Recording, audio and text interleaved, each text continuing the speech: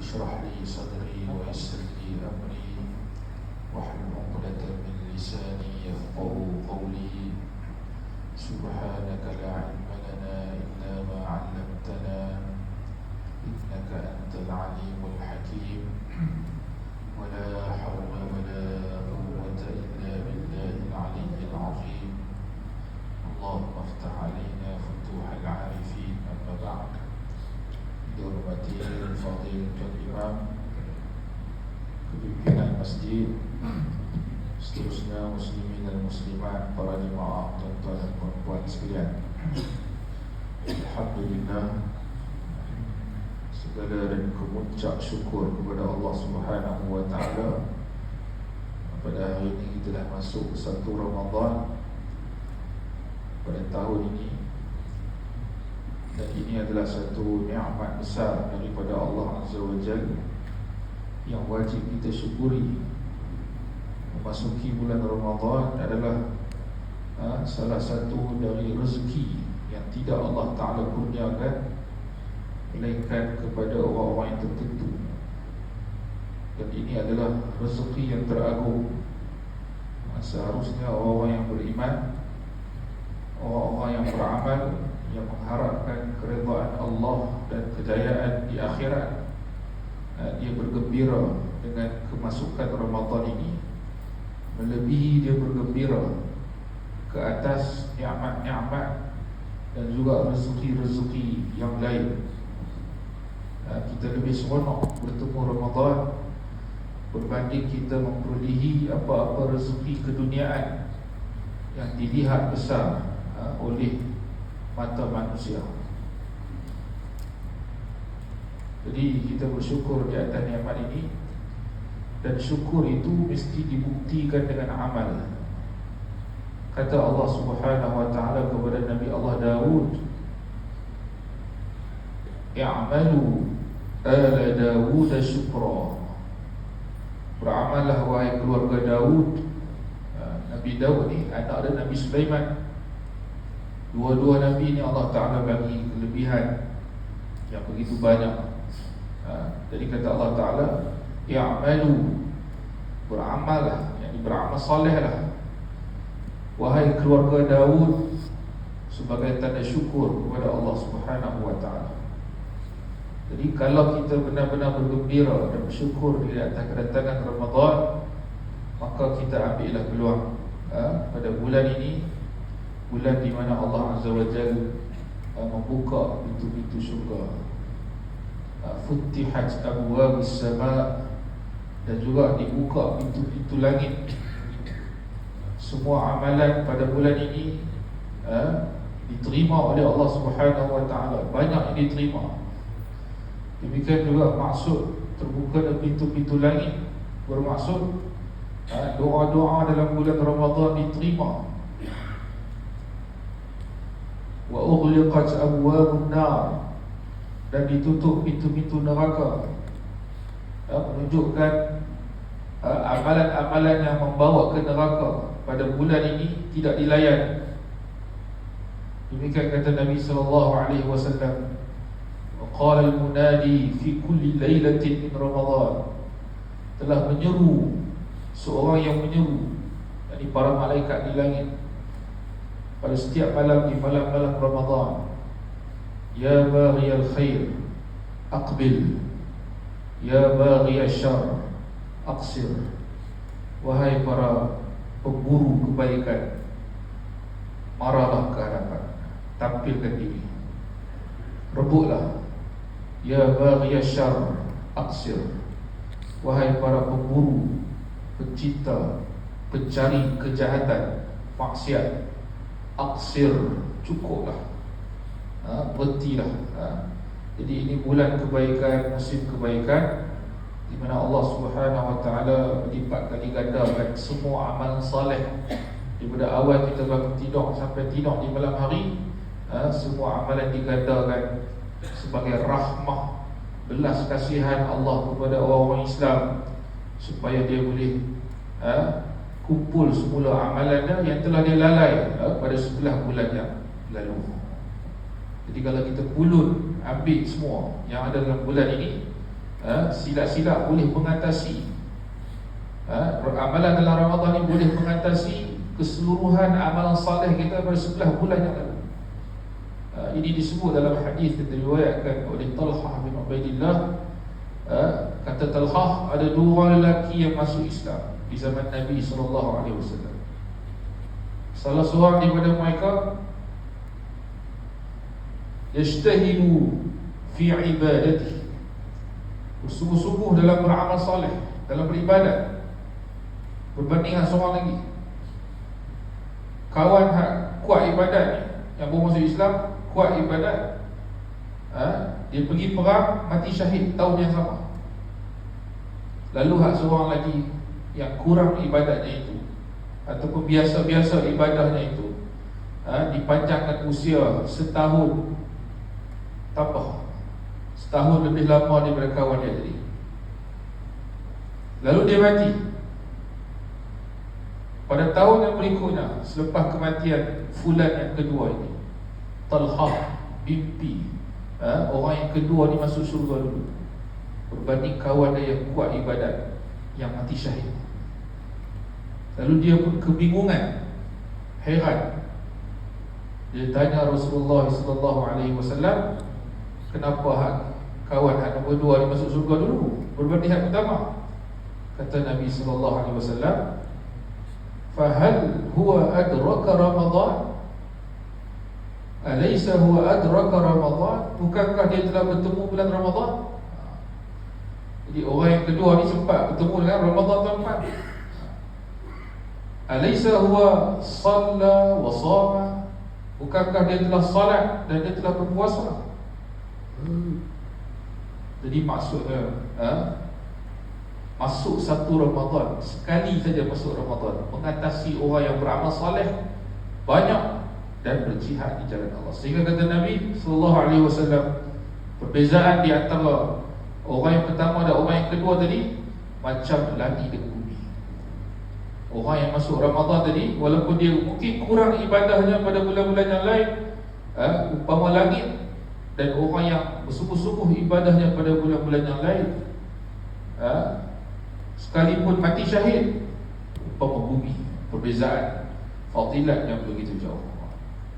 Jadi ini adalah ruang yang Allah Ta'ala bagi pada kita. Ada dari kalangan kita yang mati sebelum ni, sebelum masuk Ramadan, tapi kita Allah bagi masuk Ramadan. Mudah-mudahan kita mengambil peluang. Dan Ramadan ini juga bulan turunnya Al-Quran, bulan di mana Allah Subhanahu Wa Ta'ala dan Nabi-Nya SAW mahu orang Islam kembali memposisikan Al-Quran sebagai kitab hidayah. Sebab tu Allah Ta'ala kata, Syahrul Ramadan alladhi unzila fihi Al-Quran hudan linnas. Dalam keterangan tentang bulan Ramadan ini, Allah Subhanahu Wa Ta'ala menjelaskan tentang sifat Al-Quran. Yang pertama adalah memberi hidayah kepada manusia, wa bayyinat, dan memberi penjelasan demi penjelasan. Jadi perincian hukum hakam syariat, wal furqan, dan dia menjadi pemisah antara yang benar dan yang salah. Jadi Nabi SAW akan baca Quran setiap malam, di malam-malam Ramadan. Nabi khatam Al-Quran dengan Jibril alaihissalam. Jadi ini sunnah yang besar. Amalan yang utama dalam Ramadan selain pada puasa ialah bergelumang dengan Al-Quran pada bulan ini, sebagai tanda kita menta'zimkan kalam Allah Subhanahu Wa Ta'ala. Baik, seperti mana yang saya sebut pada sebelum ini, InsyaAllah Ramadan ini kita akan bahaskan, lihat secara ringkas tentang matlamat surah, buku yang ada tentuan sebahagian tempoh. Ada yang dapat 13 orang ada, dia ada lebih juga siapa nak, boleh jumpa dengan Akhiruddin. Mana Akhiruddin? Ada yang nak boleh dapat ada, InsyaAllah ada lebih sikit.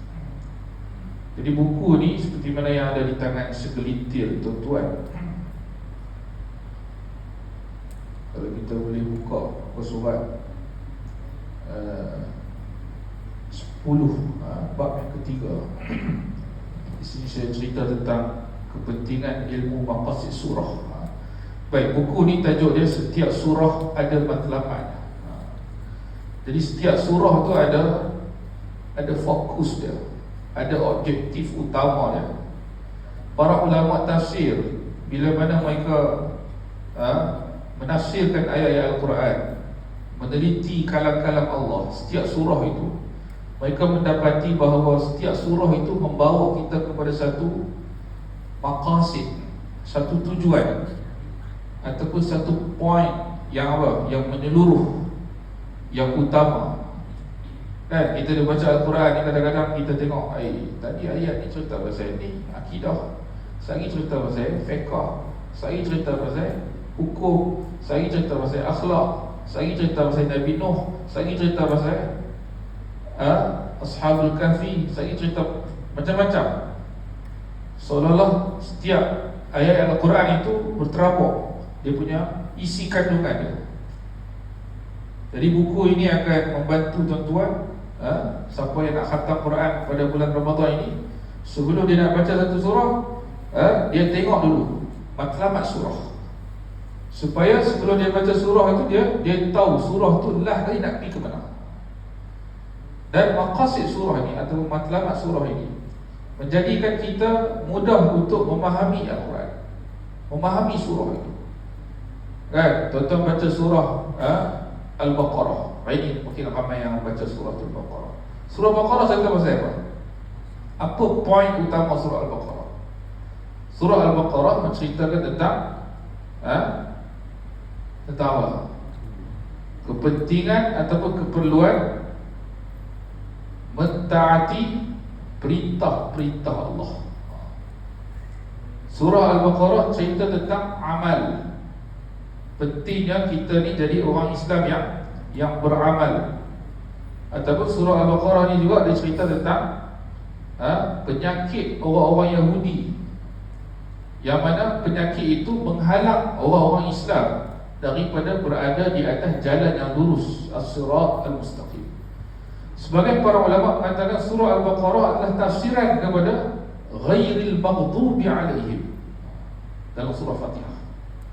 Bukan jalan orang yang engkau murkai, golongan yang engkau murkai. Iaitu sama dia Nabi SAW sendiri menafsirkan ayat itu. Kata Nabi, humul Yahud, golongan yang Allah murka itu, yang Allah Ta'ala sebut dalam surah Al-Fatihah itu, mereka adalah orang-orang Yahudi. Apa masalah orang Yahudi ni sampai Allah murka sangat? Mereka ada ilmu kebenaran, mereka tahu ini Nabi Muhammad, Rasul yang diutuskan, ini Nabi Musa, Rasul yang diutuskan. Mereka tahu. Mereka tahu Allah SWT wujud. Mereka tahu Allah Ta'ala telah mengutuskan Rasul, menghantar kitab, menurunkan wahyu, mensyariatkan agama. Mereka tahu. Tetapi masalah orang Yahudi ialah pada amalan. Jadi sebab itu surah Al-Baqarah menceritakan tentang orang Yahudi dan orang munafik, yang mana kedua-dua mereka adalah orang yang paling tak mau amal sekali, tak mau nak mengikuti agama, tak mau ikut walaupun tahu benar. Dan Allah SWT bawa contoh-contoh dari kalangan para Nabi alaihimussalatu yang hebat ketaatan mereka kepada Allah Azza wa Jalla, seperti Nabi Allah Ibrahim alaihissalam. Sebab itu dalam surah Al-Baqarah ni banyak cerita tentang Nabi Allah. Nampak? Jadi semua surah dalam Al-Baqarah itu semua akan menjurus kepada poin ketaatan itu. Sebab itu dalam surah itu juga banyak menceritakan tentang hukum hakam syarak yang berbagai-bagai. Paling panjang sekali cerita tentang syariat ni dalam surah Al-Baqarah. Ceritanya walaupun syariat-syariat ni orang Yahudi tak mau buat, orang Muslim waj'alna muslimain, kata Nabi Ibrahim, Rabbana waj'alna muslimain, ya Allah jadikanlah aku dan anak aku Ismail orang yang patuh. Orang Islam akan taat semua syariat-syariat itu. Jadi itu maqasid surah Al-Baqarah. Baik. Jadi sasaran kita pada 4 kali kuliah pada bulan Ramadan ini, insya-Allah kita akan tengok maqasid surah-surah yang lazim yang kita selalu baca pada setiap hari dan setiap minggu. Bermula pada pagi ni kita akan tengok maqasid surah Al-Fatihah. Ini surah yang teragung dalam Al-Quran, Ummul Quran, Ibu Al-Quran, yang mana kita duk baca 17 kali sehari. Jadi kita kena tahu surah Fatihah cerita pasal apa. Itu. Takkan dia baca Fatihah lama dah tak tahu cerita apa ni Al-Fatihah. Jadi pagi ni kita nak lihat ilmu yang penting, iaitu matlamat surah Al-Fatihah. Boleh buka muka surat 14, insya-Allah. Qala muallif rahimahullahu ta'ala maqasid surah Al-Fatihah. Maqasid daripada kalimah qasad, yakni tujuan. Orang Melayu pun sebut maksud. Orang Melayu sebut maksud. Apa maksud? Maksud tu daripada kalimah maqsad. Maqasid maknanya maksud lah. Tujuan, makna ataupun matlamat. Apa matlamat hak? Kita apa maksud hak? Hang cakap lagu tu. Maksudnya apa matlamat yang hang nak cakap ni? Maksud, ini maqsad maksudnya matlamat. Jadi matlamat surah Al-Fatihah adalah tahqiqul ubudiyyati al-khalisati lillahi ta'ala. Merealisasikan ataupun menyempurnakan al-ubudiyyah, yakni penghambaan ataupun pengabdian al-khalisati lillahi ta'ala, yang tulus kepada Allah Subhanahu wa ta'ala. Jadi surah ini nak cerita tentang apa? Tentang menyempurnakan ataupun merealisasikan peribadatan ataupun pengabdian kita kepada Allah Subhanahu wa ta'ala. Jadi surah Al-Fatihah ni, kata dia, turut membentangkan keseluruhan tujuan dan matlamat Al-Quran itu sendiri. Ini penting. Surah Al-Fatihah ni sudah dimuatkan, disumbat masuk dalam surah itu keseluruhan tujuan dan matlamat Al-Quran. Semua poin-poin terbesar dalam seluruh 30 juzuk Al-Quran itu dah dimuat masuk dalam surah Al-Fatihah. Itu dia.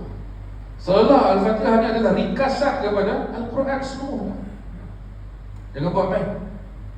Sebab tu Nabi kata kalau nak buat berubat, nak ruqyah, nak syifa, dengan Al-Quran, dengan Al-Fatihah. Iqra' suratul Fatihah. Sebab tu di antara nama surah Al-Fatihah ialah Asy-Syafi. Antara nama lain kepada surah Al-Fatihah adalah Asy-Syafi, yang memberi kesembuhan. Kalam Allah surah Al-Fatihah ni boleh berubat. Sangat hebat sebab dia umpama ringkasan kepada keseluruhan Al-Quran. Kalau orang tanya Quran cerita pasal apa? Kalau orang Islam, orang bukan Islam tanya kita, you Islam dah berapa lama? 30 tahun, 40 tahun. Surah Fatihah cerita pasal apa? Ataupun Quran cerita pasal apa? Jempang juga kita nak jawab. Tapi kalau kita tahu maqasid surah Al-Fatihah, sekaligus kita akan tahu maqasid ataupun matlamat Al-Quran seluruh. Jadi surah ini membentangkan keseluruhan tujuan dan matlamat umum Al-Quran yang berpaksikan kepada pengabdian tauhid yang murni. Jadi semua perintah dan larangan Allah Azza wa Jalla di dalam Al-Quran semuanya bertapakkan, berasaskan tauhid kepada Allah Subhanahu wa ta'ala. Ini penyembahan, peribadatan kepada Allah Subhanahu wa ta'ala. Baik, kita tengok syarah ringkas surah ini pada muka surat 14 di bawah. Surah ini menjelaskan matlamat-matlamat umum Al-Quran secara menyeluruh, berangkumi akidah, ibadah, syariat dan manhaj dalam beragama. Ia menekankan pencapaian ibadah serta penyerahan diri sepenuhnya kepada Allah Subhanahu wa ta'ala, bermula dengan pengenalan kepada Allah yang mewajibkan penyembahannya, yang menunjukkan jalan yang lurus, serta mencegah kita daripada mengikuti jalan orang-orang yang menentangnya. Baik, surah ini menjelaskan matlamat umum Al-Quran, merangkumi akidah, ibadah, syariat dan manhaj. Ini dah. Apa dia matlamat Al-Quran? Ada 4 dah, tuan. Al-Quran ini cerita pasal apa? Seluruh Al-Quran ini cerita pasal apa? Ada 4 perkara, 4 poin. Yang pertama akidah. Yang ini paling banyak sekali. Ayat-ayat tentang akidah lebih daripada 1/3 Al-Quran. Nama dan sifat Allah saja cecah 1/3. Belum masuk ayat-ayat tentang tauhid, ibadah, penyembahan pada Allah, perintah sembah. Belum masuk lagi tauhid ar-rububiyah. Banyak, paling banyak sekali ayat dalam Quran cerita pasal akidah. Jadi sebab itu pengajian ilmu yang paling penting sekali adalah pengajian akidah Islam. Sebab dia pembahasan yang paling besar, paling selalu diulang, paling ditekankan. Jadi ayat tentang akidah ini telah Allah Ta'ala kuatkan dalam surah Al-Fatihah. Di mana tuan-tuan? Siapa dapat detect? Kat mana dalam surah Fatihah itu menekankan tentang akidah Islam? Yang pertama ialah pada ayat yang pertama. Ayat yang pertama cerita tentang Tauhid Al-Uluhiyah dan Tauhid Al-Rububiyah.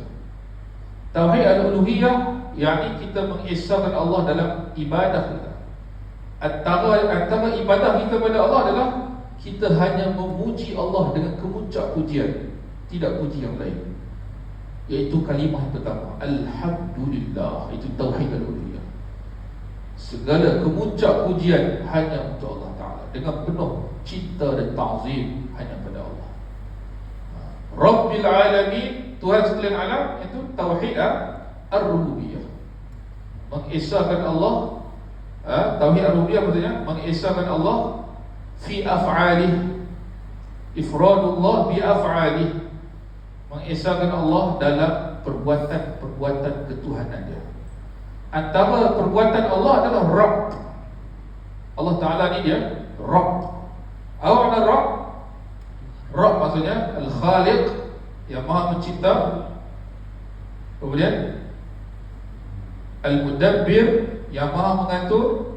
Dan yang ketiga adalah Al-Malik, yang maha memiliki. Jadi ayat yang pertama surah Al-Fatihah dah cerita tentang akidah Islam, tauhid, 2 cabang tauhid yang besar, Tauhid Al-Uluhiyah dan Tauhid Ar-Rububiyah. Kemudian ayat yang kedua masih lagi dalam bab akidah, pengenalan terhadap Allah Subhanahu Wa Taala, Ar-Rahman Ar-Rahim, tauhid nama dan sifat Allah. Tauhid nama dan sifat Allah di antara tauhid yang teragung. Tauhid Ar-Rububiyah cabang dalam tauhid asma wa sifat, dan Tauhid Al-Uluhiyah adalah samaratu, kesan, hasil daripada kita mengenali Allah, nama dan sifat Allah, akan menghasilkan ibadah, takut, harap dan cinta pada Allah Ta'ala. Jadi ayat yang kedua cerita tentang nama dan sifat Allah. Nama dan sifat Allah yang terbesar sekali, yang teragung, ialah Ar-Rahman Ar-Rahim. Kalau dalam perbahasan nama dan sifat Allah ni, ada hadis Nabi tentang Ismullah Al-A'zam, nama Allah yang teragung. Apa dia nama Allah yang teragung, tuan? Ada perbezaan pendapat dalam kalangan para ulama. Ada yang kata Zul Jalali wal Ikram, nama Allah yang teragung. Ada yang kata Al-Hayy Al-Qayyum, yang maha hidup lagi maha mengurus. Namun majoriti para ulama yang bermanhaj salaf, bila merumuskan tentang nama Allah yang teragung, mereka mengatakan kalimah Allah itu sendiri. Allah itu sendiri, alif lam lam ha itu, itulah nama Allah yang teragung. Dan ini telah Allah Ta'ala sebutkan pada ayat pertama, Alhamdulillah. Jadi kalau kita nak pergi dalam lagi, ayat pertama tu dah cerita tentang Tauhid Al-Uluhiyah, Tauhid Asma' wa Sifat, dan Tauhid Ar-Rububiyah. Tiga-tiga dah ada dalam. Alhamdu, kemuncak pujian, ini ibadah memuji ni, itu Tauhid Al-Uluhiyah. Allah, nama Allah yang paling agung, Tauhid Asma' wa Sifat. Rabbil Alamin, Tauhid Ar-Rububiyah. Kemudian mai Ar-Rahman Ar-Rahim, sifat Allah yang paling major, general, banyak yang ada pada Allah SWT ialah Ar-Rahman Ar-Rahim. Ar-Rahman maksudnya Allah Ta'ala ni zat dia itu sendiri rahmah, Zul Rahmah. Dia adalah pemilik semua rahmah. Zat dia itu sendiri zat yang rahmah. Rahmah maksudnya kasih, kasih, sayang ataupun kesian. Allah itu sendiri memang penyayang. Kita terjemah apa? Ar-Rahman. Ar-Rahman biasa kita terjemah apa? Penyayang, atau pengasih. Sa bertukar. Sa Ar-Rahman pengasih, Ar-Rahim penyayang, Sa Ar-Rahman penyayang. Jadi yang disebut tafsir Ar-Rahman maksudnya Allah Ta'ala ni zat itu sendiri rahmah. Ar-Rahim maksudnya rahmat Allah yang Allah tumpahkan pada makhluk. Itu maksud Ar-Rahim. Allah Ta'ala ni merahmati makhluk secara umum dan secara khusus. Allah kasih pada makhluk dia secara umum, maksudnya Allah tumpahkan kasih sayang itu kepada semua makhluk. Sehingga kata Nabi SAW, kata Nabi, Allah SWT ada 100 rahmah. Satu di belakang rahmat Allah itu Allah jatuhkan ke bumi. Dengan satu rahmat yang ada, yang Allah Ta'ala turunkan ke bumi itu, manusia, jin, binatang semua berkongsi sifat penyayang itu daripada satu rahmat yang Allah berturun. Sehingga kata Nabi, tidaklah seekor binatang betina cari makan untuk anak dia melainkan kerana perkongsian rahmat, satu rahmat itu berturun. Kita tengok semua binatang ada rahmah. Kita pun ada rahmah, tengok anak ada rahmah. Tengok orang susah, kita ada rahmah, kesian. Tengok orang kena bunuh, kita tu. Sifat rahmah yang ada dalam diri kita tu adalah pecahan daripada satu rahmat yang Allah buat turun ke bumi.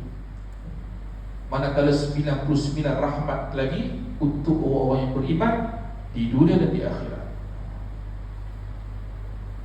Nampak? Ar-Rahman Ar-Rahim. Kemudian ayat yang ketiga kembali menceritakan tentang rububiyah Allah Azza wa Jalla dan tauhid asma' wa sifat, iaitu Maliki Yaumiddin. Ini 3 ayat yang pertama cerita tentang tauhid. 3 cabang tauhid itu dah ada dalam 3 ayat pertama. Kemudian ayat yang keempat, Allah Subhanahu wa taala menceritakan tentang ibadah. Iyyaka na'budu wa iyyaka nasta'in. Ibadah pada Allah Subhanahu wa taala. Ibadah ini kalau dari sudut tauhid akidah, dia termasuk dalam tauhid al-uluhiyah ataupun tauhid al-ibadah. Cuma pecahan dari sudut syariah, ibadah juga termasuk dalam syariat. Yani amalan-amalan yang diwajibkan atau disunatkan ataupun disyariatkan dalam agama ini.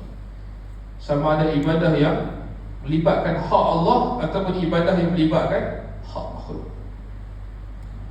Dan ayat yang kelima ni, iyyaka na'budu wa iyyaka nasta'in, menurut para ulama, majoriti para ulama termasuk Imam Ibn Qayyim dalam Madarijus Salikin, mereka mengatakan bahawa ayat yang kelima ni adalah kesimpulan kepada surah Al-Fatihah. Matlamat utama surah Al-Fatihah ni duduk kat mana? Ayat yang kelima ni. Sebab tu kita sebut tadi, maqasid surah Al-Fatihah ni adalah tahqiq al-ubudiyyati al-khalisati lillahi ta'ala, menyempurnakan atau merealisasikan pengabdian yang tulus ikhlas kepada Allah Subhanahu wa ta'ala. Jadi makna maqasid itu duduk pada ayat yang kelima. Poin besar surah Al-Fatihah ialah ayat yang kelima, iaitu hanya kepada Engkau kami beribadah dan hanya kepada Engkau kami memohon pertolongan. Jadi ibadah ni adalah tujuan kita semua dihidupkan.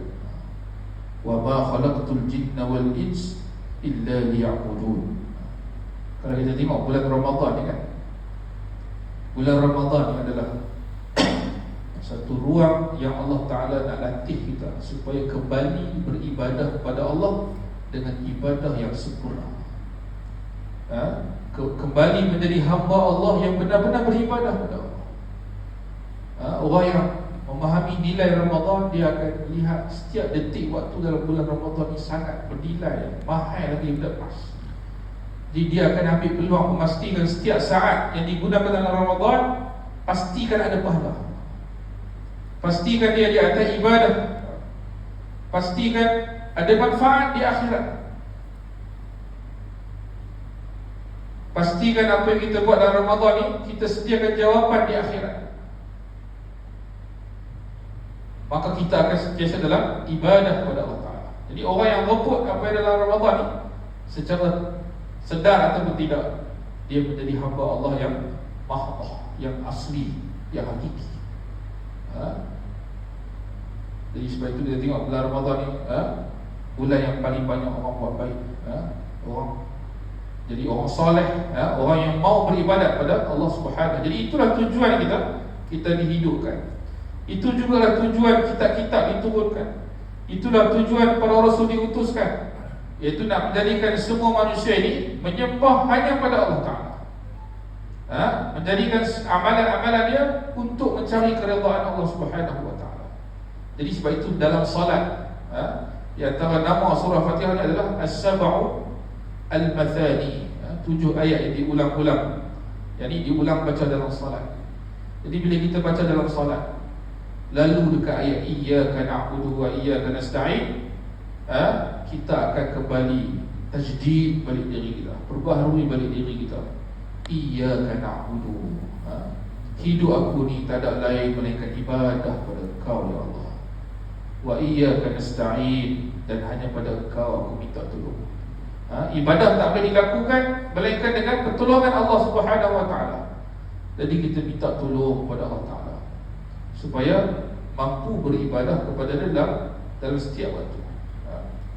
Baik, surah ini disyariatkan dalam salat kerana ia merupakan bentuk penyerahan diri sepenuhnya kepada Allah Subhanahu Wa Ta'ala, serta pembaharuan pengakuan bahawa hanya dialah yang layak disembah. Oleh sebab itu ia dianggap sebagai surah yang paling utama dalam Al-Quran dan dikenali dengan pelbagai nama. Jadi surah Fatihah ni ada banyak nama. Sebahagian nama itu yang dinaskan dalam Quran dan Sunnah, sebahagiannya itu disebut oleh para ulama. Antaranya adalah Ummul Quran. Ini lafaz daripada Nabi sallallahu alaihi wasallam dalam hadis sahih. Huwa Ummul Quran, kata Nabi. Ummu maksudnya ibu, ibu Al-Quran, maksudnya dia induk Al-Quran. Jadi kalau satu orang yang memahami tafsir semua surah 30 juzuk Al-Quran tu, tafsirlah kepala dia, bila dia baca surah Fatihah, seolah-olah dia telah lalu seluruh Al-Quran. Nampak tak? Jadi sebab itu ini surah yang besar, sehingga kata Nabi, la salata liman lam yaqra' bi Fatihatil Kitab. Tak ada salat bagi siapa yang tak baca Fatihah. Fatihah penting sebab Ummul Quran. Paling kurang setiap salat, bukan setiap salat, setiap rakaat mesti kena ada Fatihah. Sebab dia Ummul Quran, ibu Al-Quran. Ya. Kemudian Ummul Kitab, antara nama lain dia, ibu kepada seluruh kitab, jadi Al-Quran juga. Antara nama dia juga Al-Wafiyah. Al-Wafi maksudnya yang mencakupi keseluruhan. Antara nama dia juga adalah Al-Kafiyah, yang mencukupi. Maksudnya kalau salat kita baca Fatihah saja cukup dah, sah dah sembahyang. Di antara nama lain juga adalah Al-Asas. Nama Al-Fatihah juga diberi nama dengan Al-Asas, yakni yang paling dasar, yang paling asas dalam agama ini adalah apa yang disebutkan dalam surah Fatihah. Kesemua nama ini menunjukkan kedudukan istimewanya dalam agama Islam sebagai inti kepada ajaran tauhid dan panduan hidup seorang muslim. Tadi kita sebut dalam Fatihah ada akidah, ada ibadah, kan? Ada dua lagi perkara besar dalam surah Fatihah. Yang ketiga ialah syariat. Agama Islam ni apa? Dia adalah syariat. Syara'a maksudnya jalan panduan hidup. Jalan hidup, panduan hidup. Kat mana Allah Ta'ala sebut pasal syariat Islam dalam surah Fatihah? Kat mana? Apa-apa kena balik ke syariat. Nak buat apa mesti di atas syariat. Ayat mana yang Allah cakap pasal syariat dalam surah Fatihah? Ayat mana? Itu pada ayat yang ke ayat yang ke-6, tuan. Ihdinas sirat al-mustaqim. Tunjukilah kami jalan yang lurus. Dalam ayat ini Allah Subhanahu Wa Taala memerintahkan manusia untuk berdoa kepada Dia. Ada permintaan kat sini. Ihdina, hidayahkan buat kami, hidayahkan kami kepada jalan yang lurus. Jadi Allah Subhanahu Wa Taala ajar kita berdoa. Dalam banyak-banyak doa, yang paling besar adalah doa minta hidayah. Bukan sebarangan hidayah, tetapi jalan yang lurus. Jalan yang lurus ini ditafsir oleh para ulama dengan pelbagai tafsiran, tetapi maknanya sama, itu syariat Islam. Ada yang kata jalan yang lurus itu adalah Al-Quran dan Sunnah. Ada yang kata jalan yang lurus itu adalah agama Islam. Ada yang menyatakan jalan yang lurus itu adalah Ahlus Sunnah wal Jamaah. Semua sama. Jalan yang lurus maksudnya syariat Islam mahdah, yang tudin, yang sebenar, yang dibawa oleh Nabi dan para sahabat radhiyallahu anhum ajma'in, seperti mana yang termaktub dalam Quran dan Sunnah. Itu yang ketiga, poin besar dalam surah Fatihah. Yang keempat, surah Fatihah cerita tentang manhaj. Manhaj ni apa? Manhaj maksudnya metod, cara, metod, manhaj, sistem, cara nak ikut, metodologi. Dalam bahasa kajian-kajian falsafah ni dia bersebut epistemologi. Epistemologi, maslak Arab sebut. Jadi nak beragama ni, nak ikut syariat ni, kena ada manhaj, metod, manhaj. Manhaj maksudnya cara kita nak mengikuti agama ni. Nak ambil cara siapa? Cara siapa kita nak ikut? Maka Allah Ta'ala tafsirkan siratal ladzina an'amta alaihim, iaitu jalan orang-orang yang telah Engkau beri nikmat kepada mereka, iaitu dari kalangan para Nabi alaihissalam dan para pengikut mereka. An'amta alaihim, kata Syekhul Islam Ibn Taymiyah, adalah para Nabi dan para pengikut mereka, dari kalangan para syuhada, para orang-orang saleh, dan para siddiqin. Jadi manhaj nak beragama ni, akidah nak ikut manhaj siapa, kan?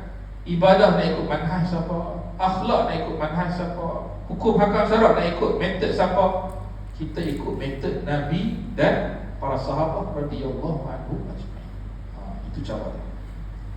Kalau orang khilaf, yang ni boleh, yang ni tak boleh. Sagi ulama berbeza berapa, hak ni bid'ah, hak ni sunnah. Sagi berbeza lagi, yang ni tauhid, yang ni syirik. Mana satu ni? Kita sebagai orang awam, ulama kami kata boleh buat, tapi ulama pula sana kata bid'ah pula. So manhaj mana ni nak ikut? Surah Fatihah dah habaq. Siratal ladzina an'amta alaihim, itu jalan para Nabi dan pengikut mereka. Jadi tafsirkan oleh para ulama, jalan Nabi dan para sahabat. Itulah manhaj salim, manhaj yang sejahtera, paling selamat. Seperti mana kata Imam Malik, as-sunnah mithlu safinatun Nuh. Sunnah Nabi ni, maksudnya jalan yang Nabi berada di atasnya itu, manhaj Nabi seperti kapal Nabi Nuh. Man rakibaha najah, wa man takhallafa anha gharq. Siapa yang naik kapal Nabi Nuh selamat, siapa tak naik tenggelam.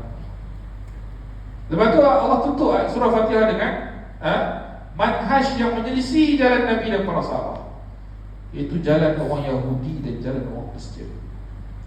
Yahudi dan Kristian ada dua penyakit. Pertama penyakit, ada ilmu tapi tak mau ikut. Ini orang Yahudi. Orang Kristian pula dia ada penyakit, dia orang ikhlas. Beza dengan orang Yahudi, orang Kristian dia orang ikhlas, orang yang nak pada agama. tapi jahil, jahil murakkab, tak tahu apa.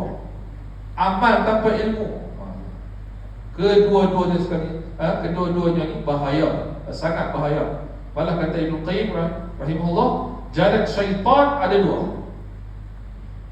Jalan syaitan ada dua. Yang pertama adalah syahwah, syahwat, yang ditimpa pada orang Yahudi ni, ada ilmu tapi tak mau buat sebab syahwat, mereka kata tak mau buat. Yang kedua, dipanggil syubhah, penyakit syubhah yang ditimpa kepada orang Kristian. Syubhah di antara maknanya adalah tashkik, jadi kekeliruan.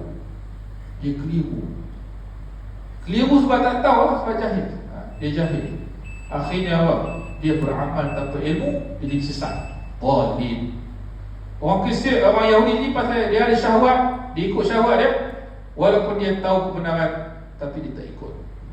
Kedua-dua penyakit ini kata Ibn Qayyim, syubhat dan syahwat, dua inilah punca lahirnya dua penyakit yang lain.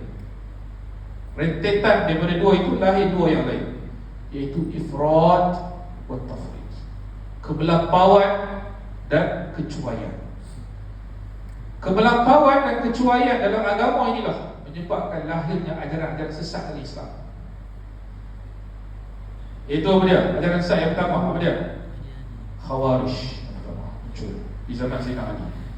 Syiah, ni semua geng ifrat, geng melampau, kafirkan orang Islam, kafirkan Aisyah, kafirkan Sayyidina Ali, kafirkan para sahabat.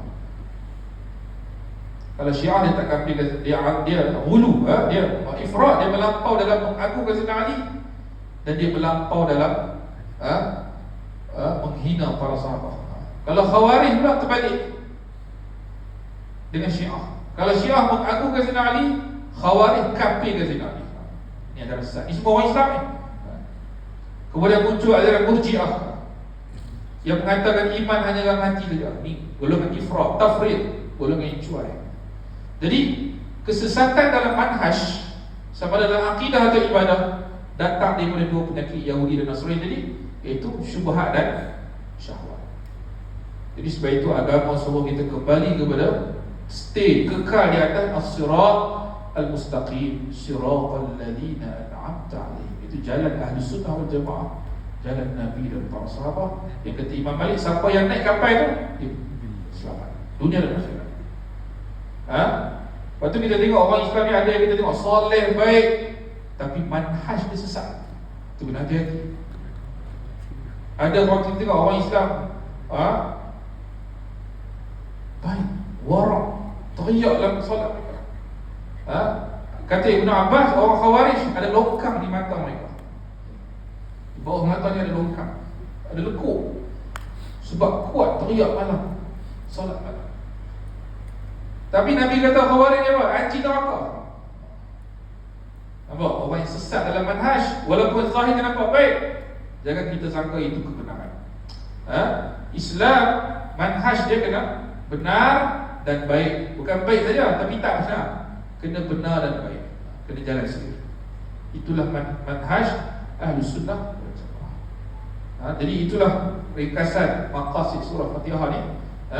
Dia cerita kepada kita tentang 4 perkara utama dalam Al-Quran: akidah, ibadah, syariat dan manhaj, yang mana tapak kepada 4 ni adalah tahqiq ubudiyah khalisatu lillahi ta'ala.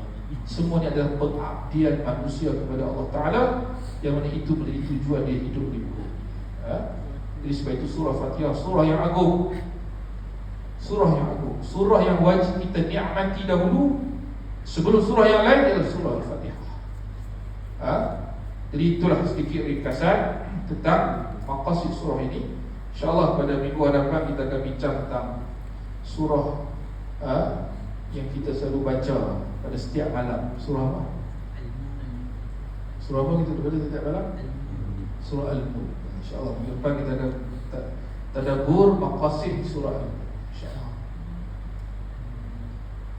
Wallahu a'lam bis-shawab. Aqulu qawli hadha wa astaghfirullah li wa lakum. Wabillahi taufiq. Wassalamu alaikum warahmatullahi wabarakatuh.